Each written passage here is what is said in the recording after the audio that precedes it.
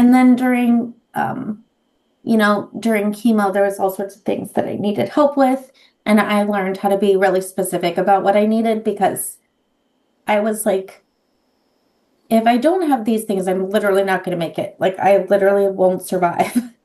My mom came to town and was staying at my brother's house and would come over every day to like help me during my maternity leave. And what I really, really, really longed for was just to come in the morning, like to be with me after I had not slept all night. And I was like, oh my God, I can't wait for my mom to come over. But I never told her, can you please come over first thing? Because I'm like dying. So I would just like wait until whenever she came. And yeah, I feel emotional even thinking about that because she would have done it.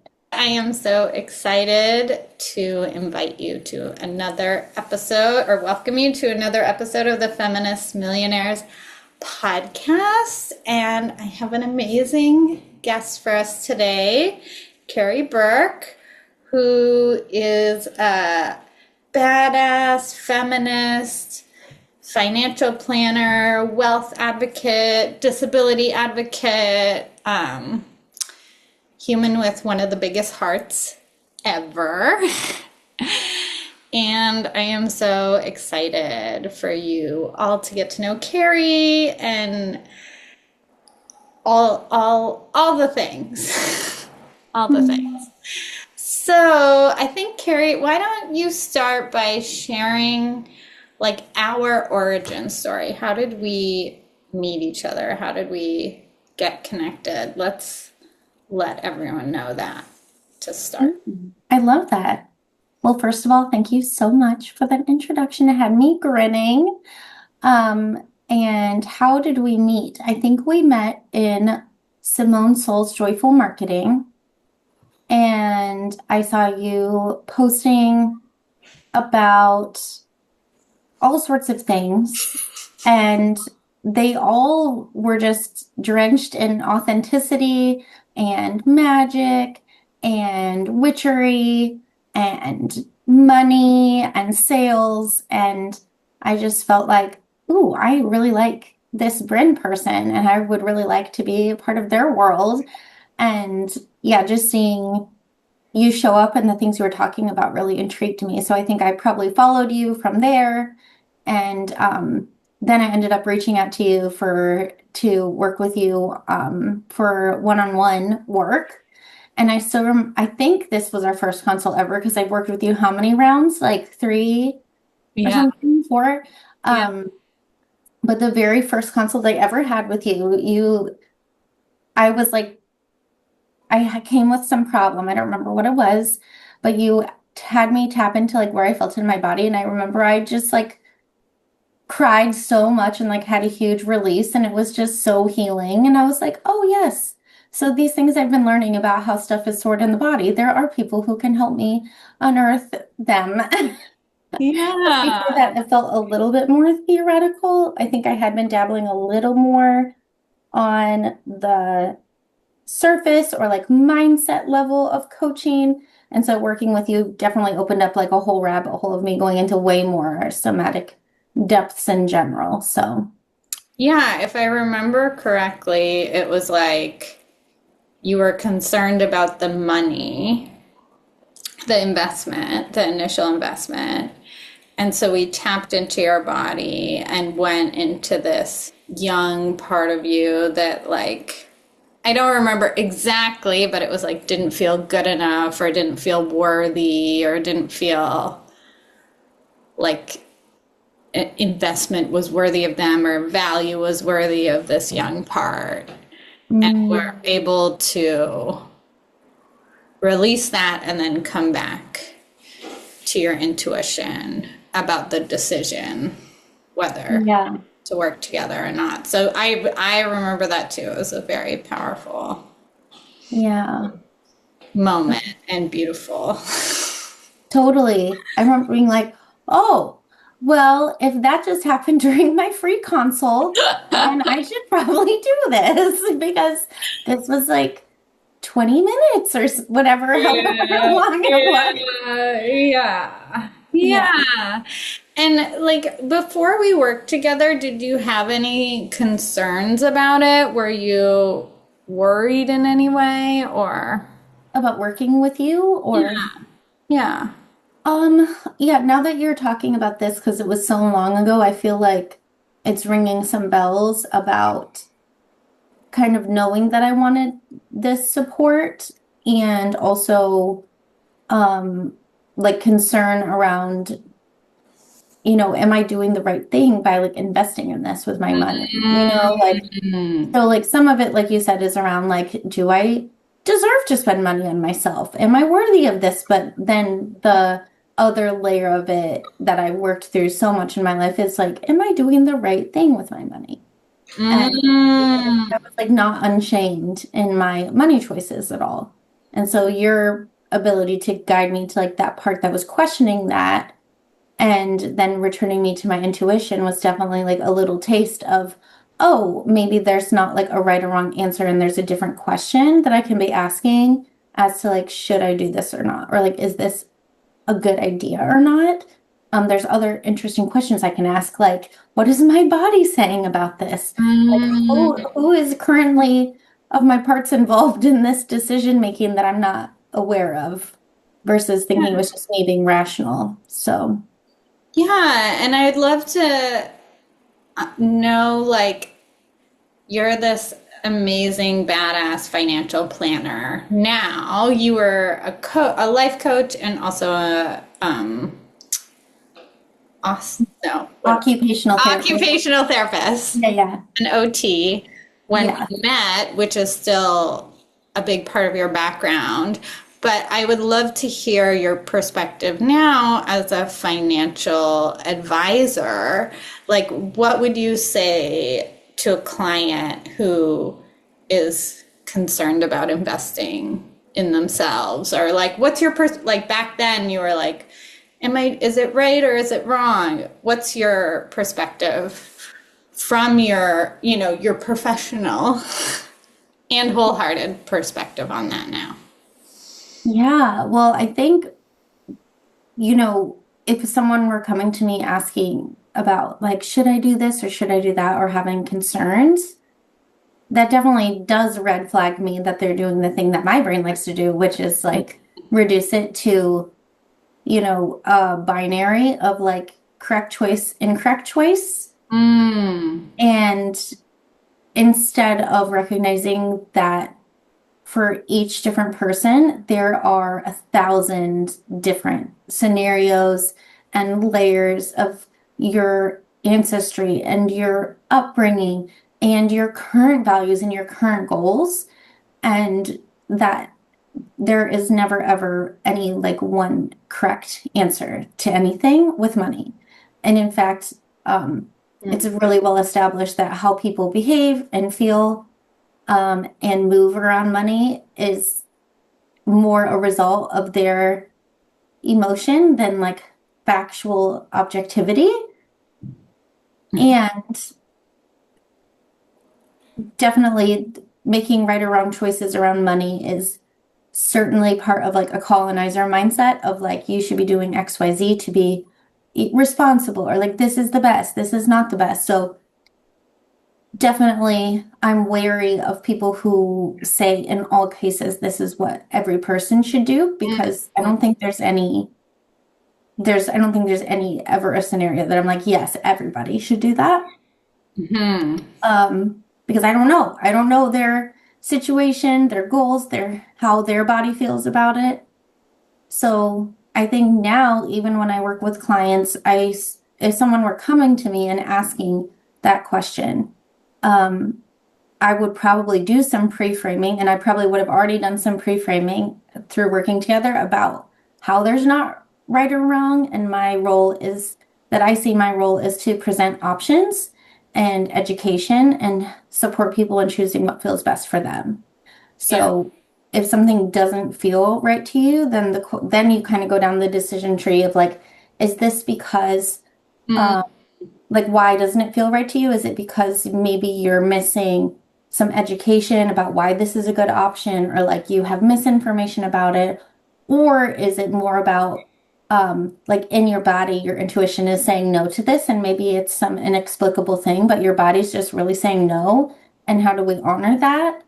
So kind of moving through those processes rather than, um, yeah, I Some don't know what rather than external is matrix that says if you're this age, you have to do this or whatever. Yeah, exactly. I love that. I love that so much. And I was on the Money Whispers podcast this morning, which was very Ooh. fun. And we were talking about um, she works with couples a lot and was explaining this dynamic of how a lot of times there's one person who's quote unquote good with money and one person in the relationship that's bad with money. She sees this like dynamic in the couples that come to her, and how like both those framings are unhelpful.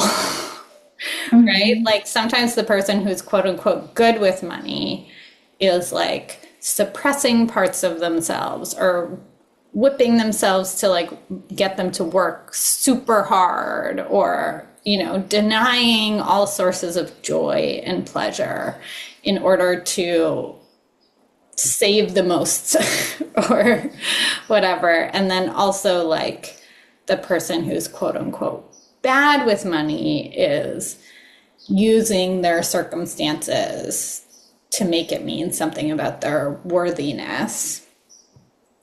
And yeah, just how like, yeah, that good versus bad, like decision, this is a good decision or a bad decision, or this is person's good with money or bad with money. That duality often isn't helpful. Yeah, totally. And that even makes me think of, um, yeah, like when we're confronted with like, is this a good idea? Is this a bad idea? Am I good with money or am I bad with money? Meaning we're like taking on behavior as identity a little more.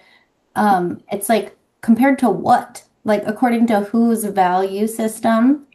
And I think a lot about like generally in the Western world, like in our individualist world, people are like would probably, if they had to say, like, what is being good with money, they would probably think of somebody who like accumulates lots of money or like lives below their means and like saves or something or like has a lot of money. I don't know. Something like that. Very basic, but I think about like for someone whose goal is not accumulation, but rather like community and wanting to contribute to community and like live in community and more than we typically think of in our like each household saves up and passes on to their own like biological or chosen offspring or whatever.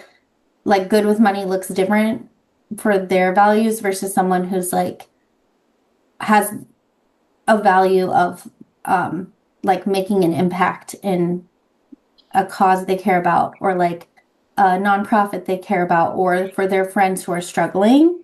So I think like good with money and bad with money, I'm curious of like if someone were to say that, like what does that mean to you? And like just get curious about what are your actual values in life, because that is way more interesting to me than like those labels. Yeah, yeah. Like what comes to me is like it's often like the colonials structure of what good with money is, or the patriarchal idea of what good with money is. That's almost like the default setting because we grew up in these particular systems, and so we just like take these belief systems and apply them to money. And so I love that framing of like, okay, if we're gonna do good versus bad, Right. Then that's like let's at least say, definitely. like, what are my values?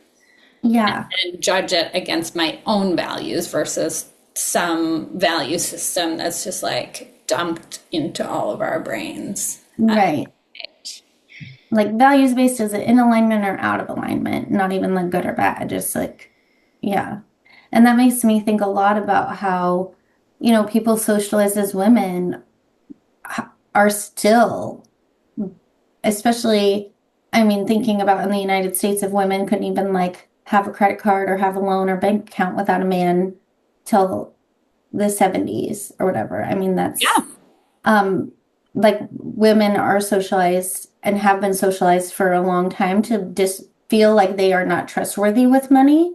And so I feel like there's sometimes this like extra shame or like extra need to perform cultural norms with money that's applied to women and then layer that on with like the like women's health tax and motherhood tax and like caregiving tax and all these things that apply more to women.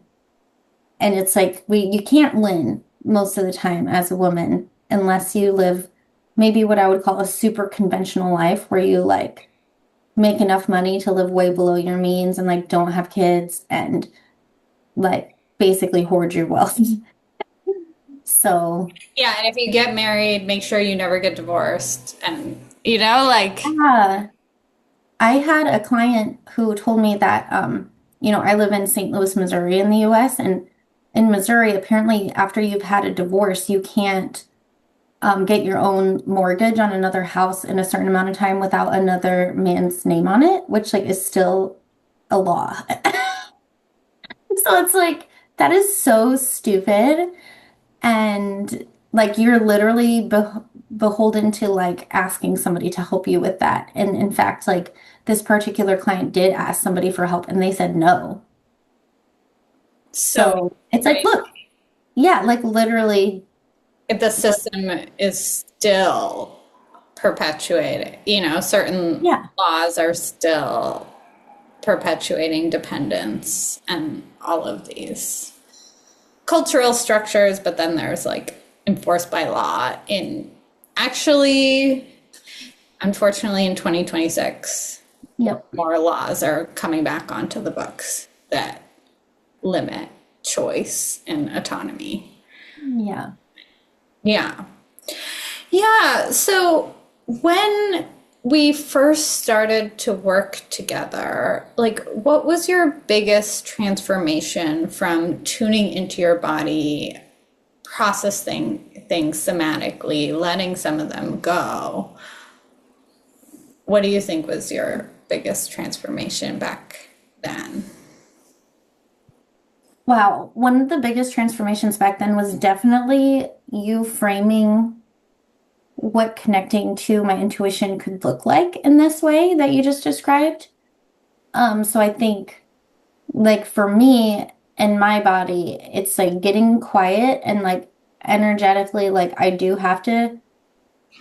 I'm thinking about like what does it feel like when I do this, but I feel like if I close my eyes and try to let the thoughts float away and like feel my body sensations and like listen to them, then all of a sudden I get like tons and tons of information that like wasn't available before. And you were my first person who helped me really access that. And before that, I'd primarily had like a lot of talk therapy kind of counseling and then a life coach who was amazing, but like definitely didn't get into the somatics as much. Like, I think looking back, it's like a divinely guided pathway because I needed that first before I could do the next, right? So it's all good. I'm so grateful. But I think one thing I remember you saying and something that you do in your coaching is you reflect back things and you reflect back like facts of what you're seeing that's really affirming. So I remember you being like, you're really good at listening to your intuition, or like you're really connected to your intuition, or something like, and Mm-hmm. I was like, I remember being really surprised and being like, I am. Oh, I am. And I like had to like marinate on that for a while and like take that on. But I still think about that all the time of just like, believing that I am good at connecting to my intuition and I can connect to my intuition easily, has been so powerful for me and was super powerful because that definitely gave me enough self-trust to like have those experiences and then have you reflect it back to me like what had happened that I was like, oh, this is a tool that I can actually use that like I am good at using. And that was really transformative for me because it gave me access to like a whole nother level of what to do when things in life were lifing. And I wasn't sure what to do when I saw myself caught in the like, what should I do kind of spirals. Hmm. So, Back in the good, bad, right, wrong yeah, decision. Yeah. yeah. Can you give us like one concrete example of a time when you like followed your intuition, like you were in a hard situation and your intuition helped you navigate that? Oh, yeah. I mean, no, I have so many. Um, I'm thinking about, there's two like big times, and one of them I mean, there's so many more, but there's a couple that are coming to mind right off the bat. And one of them was the last few months, I have been like feeling this little pull toward getting back into some like dementia care or occupational therapy related work because that's one of my biggest passions is working with older adults and working with people with dementia and their caregivers or family members. And so I've been like kind of feeling a pull to that. So I applied to some different occupational therapy jobs. And it's one of those things where it's like on paper, the job looks great and everything seems great, but my body is like, what the Oh. fuck are you doing? And so like some of it's like listening to my body, like paying enough attention to like listen to my body, which at one point I was not listening and it doesn't let me do that not anymore. I just like had terrible food poisoning symptoms and I like know that it was just my body being like, stop. So then, like, I have those types of signals come through much more versus just suppressing them. But um, when I like could sit down and be like, on paper, this looks really good, and I know that that is not mean that it's what I should do. I have to like listen to what's coming through. So times in quiet when I can like listen to myself and often couple that with like tarot cards or oracle cards and things, and I like sit with Mm. it. And like it's just been really clear to me that the message I'm getting is like no patient care. You're just like not supposed to do patient care right now. Mm. Makes sense for all sorts of reasons that I can like also intellectually like decide I can believe things about that of why that makes sense for me, right? But even if I couldn't do that, it's like my body's very clear. And like the message is very clear, and that's very helpful because that's like, no, that's not the direction. And then as soon as I listened to that and stopped considering it, somebody else reached out to me and like asked me to help with a project that's like much better, pays pretty well, and just like I can do whatever I want like remotely for it. And it's actually what I would prefer to be doing. So it's like, okay, got it. Love that. I love that. Yeah, I know. Sometimes like the arc is longer, right? Sometimes you like Mhm. follow your intuition and you don't get like the understanding why like right away. You're just like in this like 6 month or like sometimes it's years where you're like, I don't know why my intuition is pushing me over here, but it still is. But it's so Mhm. nice when you're like when your like intuition is no, and then you're like, okay, accept the no, and then it's like, here's why. Here's why Yes. we It's like might. nice when it's a linear like that versus Yeah. sometimes it's not, but that was nice. Yeah. I was thinking about the other time that came to me Mhm. was in 2024 I got a cancer diagnosis, breast cancer, and there's like so many decisions that like you don't really I mean I had never thought if it was me what would I do until I was in those situations like surgery do you want to have? Do you want to just have like a lumpectomy? Do you want to have a mastectomy? Do you want to have a double mastectomy? Do you want reconstruction? If so, what kind of all the kinds? Just like all, do you want to do the chemo that's recommended or not? Do you want to do the hormone treatment that's recommended or not? What about the immunotherapy treatment?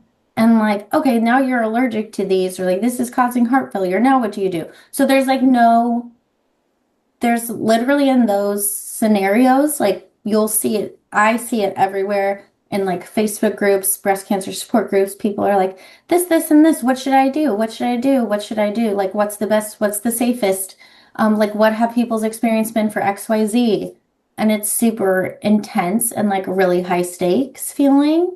Yeah. And I feel like there was so many times that I um was so much faster to just trust like what felt better to me like not just like on paper like everyone's definition of even in that situation of like what looks best on paper is different also versus like also then what is my body saying? Like what intellectually seems the best, but then also what is my body saying about it? And then you couple that with like lots of unsolicited advice that people give you and people tell you like really dumb things, which I have accidentally said really dumb things to people before when I didn't know what to say too. So like it's fine, like all love. But um I had like a bunch of decisions to make and I was able to like really feel my body being like absolutely yes to this, absolutely fuck no to that, or like none please, but I guess I'll choose this one. This is definitely the option for me, and that really helps me get through those kinds of questions too. Yeah. Mhm. Yeah.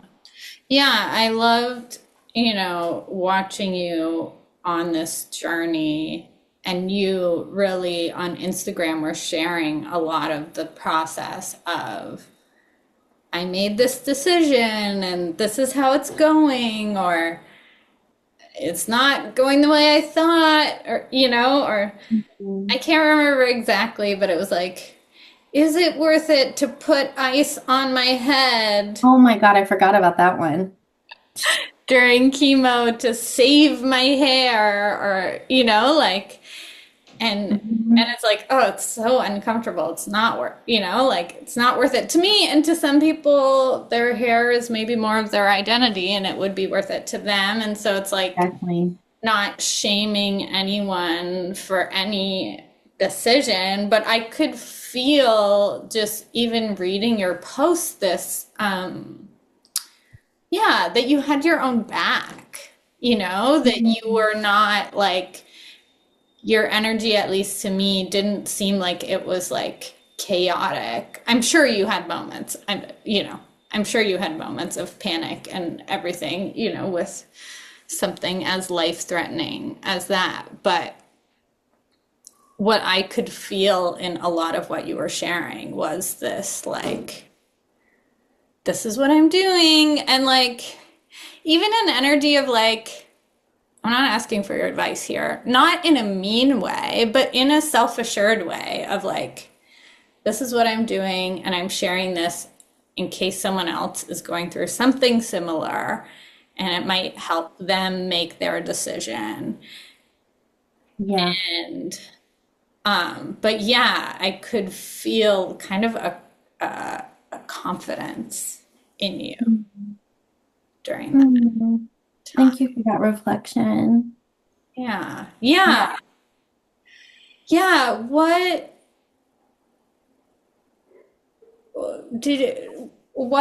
else did you learn through the cancer journey? Like, what lessons did that process teach you? Oh my gosh, so many. So many. But I feel like probably the biggest one is like, or okay, probably the biggest few are tangoing together, right? Because it's hard to separate all the threads, but one of them is listening to my body and like what's best for me because I had definitely been over functioning for Mm, years postpartum and was really struggling and still trying to do things that like my body was saying no to, but like definitely felt like I needed to keep doing them.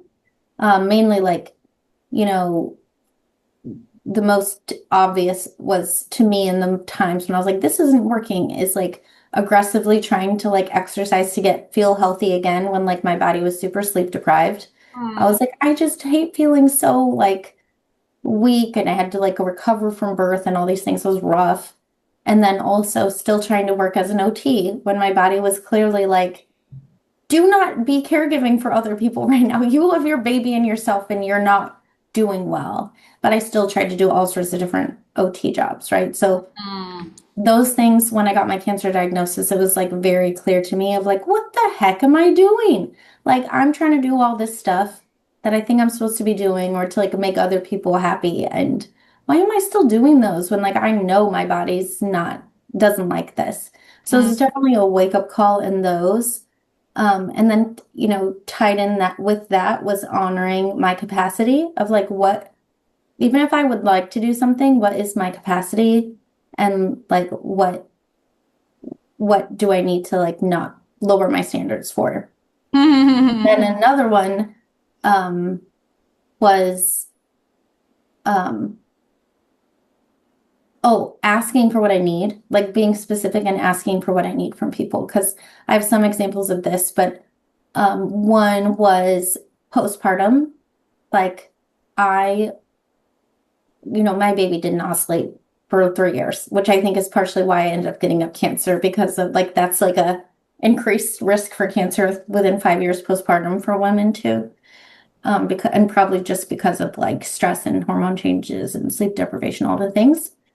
But my mom came to town and was staying at my brother's house and would come over every day to like help me during my maternity leave. And what I really, really, really longed for was just to come in the morning, like to be with me after I had not slept all night. And I was like, oh my God, I can't wait for my mom to come over. But I never told her, can you please come over first thing? Because I'm like dying. So I would just like wait until whenever she came. And yeah, I feel emotional even thinking about that because she would have done it. Yeah. Yeah. She And I just didn't like, I don't know. There was just a block between asking, like, can I do this or can you do this? yeah. Yeah, she would have loved to. Yeah. And then during chemo, there was all sorts of things that I needed help with. And I learned how to be really specific about what I needed because I was like, if I don't have these things, I'm literally not going to make it. Like, I literally won't survive. And so it was like, okay, that's definitely a deep lesson. And asking for help is like humbling. Um, Yeah. because I think that's the first time in my life that I literally like couldn't have made it. Yeah. Yeah. So yeah, those are my big ones. Yeah. And like folks socialize as women, we're taught to give. We're taught to, be an OT, take care of other people, even when you're fucked. Yeah. And to not really ask for help, like it's like take care of everyone else and like other people, don't worry, other people will take care of you, but like don't ask because it's like greedy or so, like there is this conditioning that like help others but don't ask for help. It's a weird. It's so weird. And I think it's frustrating because I think during that time in my life, postpartum, and then of course by the time I got to, the cancer stuff was like I had been learning all these things cognitively about like, oh, those are like things. And then the gap between like knowing that those trends exist and then being able to like actually make behavioral change around them. Um, when you see something and you're like, and I seem to not be able to move around this thing, is a weird space to be in because it's like highly self-aware and just like in the trenches. So, yeah. Yeah, and I think like it's the I think it's the book The Body Says No to Gabor Mate Mhm. where it's like women are more likely to get autoimmune diseases, including cancer, according to his research and case studies, because we don't say no Yeah. with our words, and then our body will Hmm. say it for us by, shutting down. Yeah. Yeah. Yeah, So, for sure. You want to know something really interesting that just like is connecting for me right now? yeah. So I was sharing in some of the people that I work with, we have like a little just non-actual business related call where we like get together and just like talk How about normal fun. businesses and support each other. It's so fun. But we were sharing the prompt today was the first prompt was share something about yourself that doesn't necessarily get conveyed through Zoom and it doesn't have to be about like business or work. And the thing that came to me, I was like, the things that I do when I'm really stressed out are hilarious to me because they are actually add stress. And so like I've learned not to act on one of them. One that I've learned not to act on is when I'm stressed out, I have this deep desire to adopt more pets. Like I just want to go get more dogs and like I just want to like save more animals and like surely that won't add to my stress. I already have too many. Like I already have three dogs. I can't have it. Like we literally legally can't get another dog. We would have to get a kennel license. And if we did that, it would be over. So we're like, have three. And my husband's terrible about it too. We'll text each other pictures of dogs that need homes. And then we'll be like, no, we can't. We can't. And then he'll go on a trip and he'll be like, when I get back, Sadie better be at our house or whatever, like whatever that dog's name was. And I'd be like, we can't. We just can't. And then I'd be like, should I go get her? No, no. Anyway, so that's a problem. The one that I am still learning not to act on is like maybe I can like get a job to learn about this area. So I'll like mass apply to jobs and I'll be like apply to jobs. Sometimes I'll even like go to interviews to like learn about the job. I don't want a job. I want to work for myself. I don't know why I do this. So I just do that. And then I'll like be really clear in my body before I even apply that like this is a no, and then I'll do it anyway, and then I'll have to tell them no when they offer me the job, which is a great problem to have. But I'm like, maybe my body is like existential kink style, like creating scenarios where like I It have to has say to say no. no. Yeah, because like I don't You have to always say do it no in to my life. your husband. You have to say no to the employers that all want you. Yeah. Yeah, just like really awkward. And like I even had an experience like that just recently with like, do you want to take these patients? And I'm like go hemming and hawing. And I'm like, no, no, I can't. Why am I doing this? Mm-hmm. Mm-hmm. So I love that. I can yeah. definitely relate more to the second one than I'm not a pet adopter. That's not my addiction, but applying for job board scrolling, some people scroll on Instagram. I am getting better, but I used to scroll on job boards. Yeah. Why do I do that? I don't know. I mean, there's worse things I could do to dissociate, Yeah. but Yeah. Yeah. Yeah. Let's let the people know, give a health update. Where are you now? oh yeah. Well, I finished my chemo in 2025, and then I finished my immunotherapy in this year, 2026, and I got my port out. So now I just have to take um, monthly of these like giant injections and hormone suppression pills every day for like 5 years. So Mhm. I just have that left. So I'm not like done with treatment, but I'm done with the more time consuming and like body uh well, I don't know, maybe not. I'm done with the main things. I'm done with the port. The port was the like hardest part for me of the surgeries I had to do because it was sewn on a nerve. And so when I had like terrible nerve pain for the 18 or 19 months it was in. Um and so getting that out was like glorious. But nerve pain, like if you haven't had nerve pain, it's really weird because it just feels like someone is stabbing you with knives, like Oh my relentlessly when it's God. going on, and it's horrible. Like, so I would have it across my whole shoulder because, the nerve would go around there. And I couldn't like turn my head to the left or like externally rotate my arm, and definitely not at the same time for like a long time. So when I got it out, I was like, I feel like a new person because I don't have to like guard my body to like avoid getting nerve pain, and I can like exercise without restriction. And like, it was just great. Yeah. But Yeah. I'm doing really well. I'm Yeah. doing really good. Yay.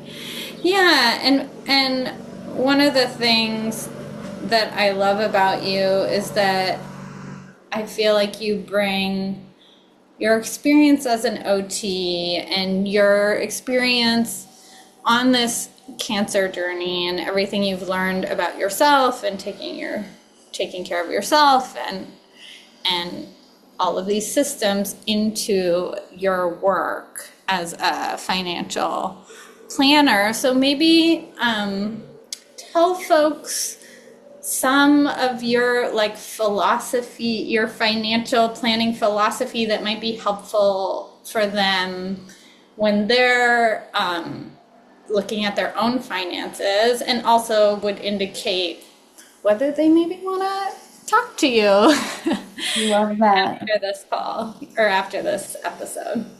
Thank you.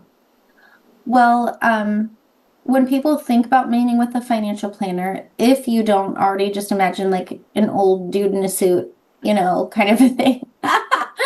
A lot of times people think like financial planners is who you go to when you already have money for them to manage your money. Mm, And so I feel like that's what a lot of people think is what it is. And actually, a lot of my clients have a like conventional financial advisor of some sort, like maybe doing managing their retirement plans or like brokerage accounts or whatever they may have. But what I do with clients is I help them look at all aspects of their money shame-free. So like looking at kind of mm, the six main pillars is looking at your cash flow, like what's coming in, what's going out, what is actually the amount that you might want to save every month or like put towards your goals. And I should preface this with the first part is all about like what are your actual goals and timelines because we craft a strategy around that, not just around like trying to accumulate wealth kind of a thing. So we're crafting around what you want to see in your values. We look at debt payoff plans, debt management, debt consolidation, looking at building a 3 to 6 months fund of expenses so that like if unexpected expenses or opportunities come up, you're able to do that and like good places for you to store those funds, that you're getting some return on your money. Looking at proper protection. So, like, one kind of nerdy obsession I have is about like life insurance, long-term care insurance, all the things that people don't necessarily want to think about because it sounds like morbid, but I actually am super passionate about helping people get the best stuff for them. And especially because of your own yeah, diagnosis and what you went through. yeah, exactly. Like when I got my breast cancer diagnosis, literally my first coherent thought was like, oh, thank God I got that life insurance policy because, your brain goes to, what if I die? And like, I want to leave money to my people. And I want them to not have to like move or like do stuff while they're grieving. Yeah. So that's a really important part that people often are like, do I need that? And it's like, well, let's talk about like if it matches your values or not and like what it would look like. So that's a piece. The long-term care insurance piece is because of working in healthcare. I work with older adults, so I see the differences in what people have access to based on their funds and based on their whether they have a long-term care kind of policy or not in the US. And dang, it is significant. So I help people understand like what planning for that would look like for themselves. Those pieces are usually pretty small in the grander scheme of the strategy, but those are ones that I actually get commissions from financial companies if people implement something I recommend. And what I like about that is I don't actually charge anything for my clients. When people implement those, I just get paid directly from the financial companies, and I can work with over 200 different ones. So I like shop for people and investigate, which I really like. Then the more fun part is looking at asset growth. So, like understanding how money works, like understanding all of your options, what it looks like, and like body doubling to set up the accounts that you want to have, those types of things. And then we also talk about the importance of having your estate planning done. Like, is it appropriate for you to have a will or trust, powers of attorney, and then referrals of, where to actually access those? So I really love working with clients because we're looking at all the things and like really making sure people are set up, but I also do it at their pace and I pull in a lot of IoT skills to help people break down the tasks that they need to do. So like it's one thing to like give people a set of recommendations, but it's another to help them start with like the very first thing and do the first thing and then we can move on to the second thing. So I bring in OT skills for like prioritization and navigation and helping people like what's the very first thing we need to do. And so some of that is sometimes like body doubling or breaking it down in a shame-free way, especially for all my neurodivergent clients. Like that is really important to me to make sure that they get what they need, as I am also a neurodivergent person. And yeah. So it's being accommodated is really important. And then I meet with people as often as they like. So some people I meet pretty frequently and we like work on their stuff together. And then some people are like, I think I'm good. See you next year. And we just touch base once a year. Um, and so I really love it. Some of my clients, when I work with them, maybe don't get like any financial compensation for it, and I'm fine with that. And then sometimes I work with clients and like I get a lot of compensation from the company. So how I look at my work is a lot more less like I must exchange every hour for value, and a lot more like I kind of am just trusting the money's going to come in from just like continuing to give good service and asking for referrals and setting people up well. So Yeah. Yeah. yeah. And it is working. I know a little bit about behind the scenes. The money is coming Yeah. in and I think one of the reasons I'm so happy you're in this role and that people have access to someone like you as a financial planner is just because I know your heart and your shame-free approach to this topic that most of us were not taught about, and we were taught all these weird things about it, and we tie in our self-worth sometimes to it in a way that's not helpful. And so I just, when we started working together, you're a coach and an OT, and you were amazing at both of those roles. You're just such a caring, loving person. And now you get to take all of that care and love and help people make the best financial decision for themselves because, you want good-hearted people to have money, to have a good retirement, but also to have a good life now. And so, yeah, I am glad that it's not only stodgy old white guys, cis white guys in offices Yeah. that are available that are like judgy or whatever, and that there are folks like you who have lived and gone through shit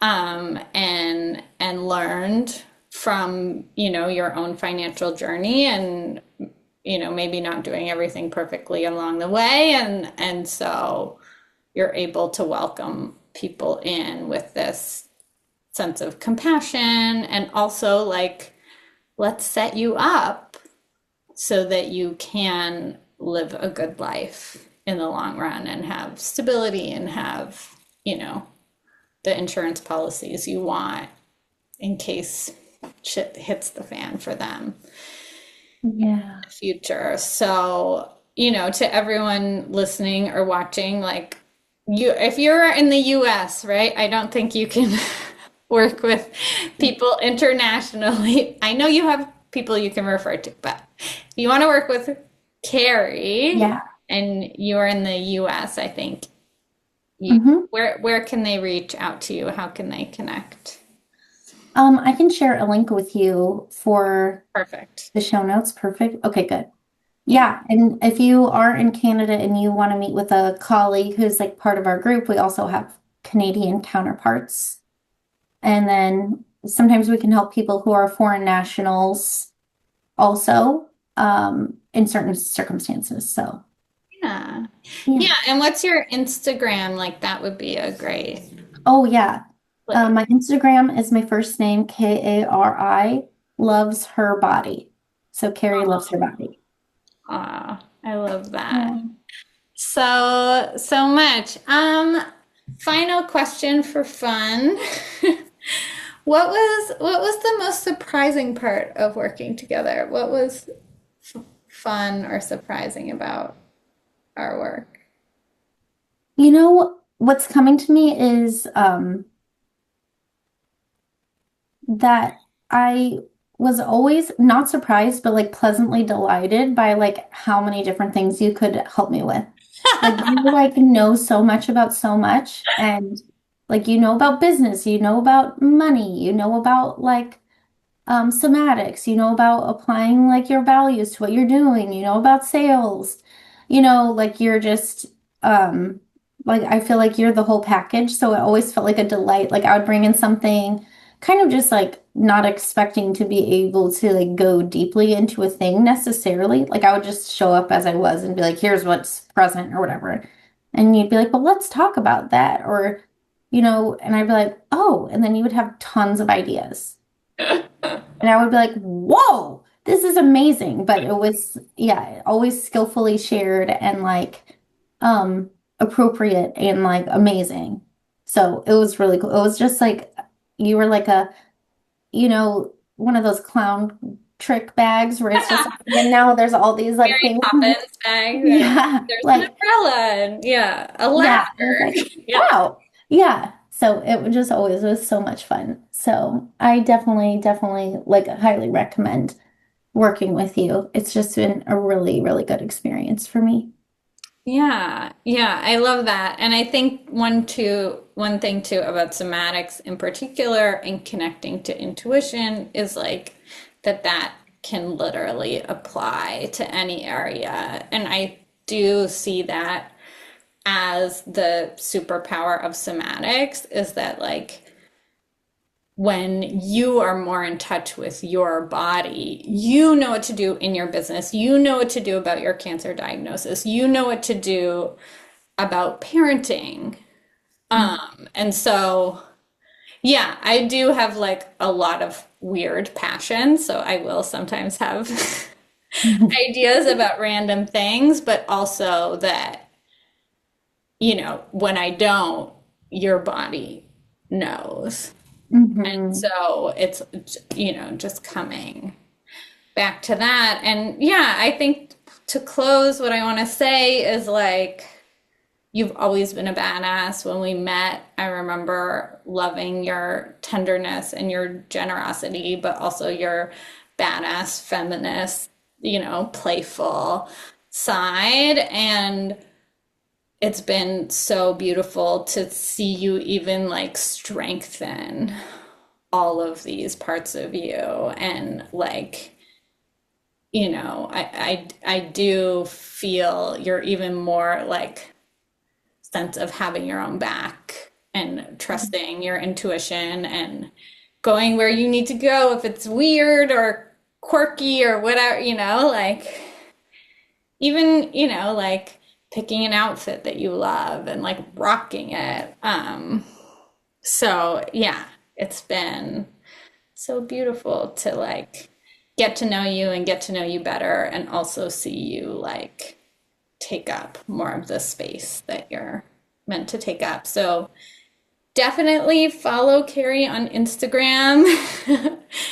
And yeah, we'll put the link in the show notes if you want to book a call with Kari. And yeah, thank you so much for coming on and sharing your story. I love this conversation. Thank you so much for having me. This was such a delight. And if you want to explore whether working with me, Bryn would help you achieve your money goals, your connection with your intuition, whatever your next goal is, book a free 15-minute assessment, also included in the show notes. Bye.